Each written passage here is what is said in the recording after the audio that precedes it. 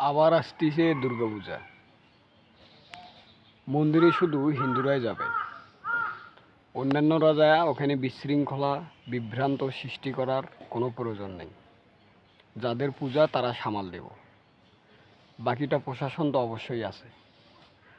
যাদের নিষেধ আছে মুক্তি দর্শন করা দেখা, তাদের কোনো প্রয়োজন নেই মন্দিরের আশপাশে যাওয়ার, এমনকি ভাঙ্গারও কোনো অধিকার নেই। যার দেখার অধিকার নেই তার স্পর্শ তো দূরের কথা, ভাঙ্গার কোনো অধিকার নেই। কেন যাবে তারা? কি দরকার? পূজা যারা করে তারা বুঝবে, বাকি মানুষের তো কোনো প্রয়োজন নেই, কোনো দরকার নেই কারো। কেউ যাবেন না, ওর অরে ধরে যার যার দরকার সে সারব, কারো দরকার নেই।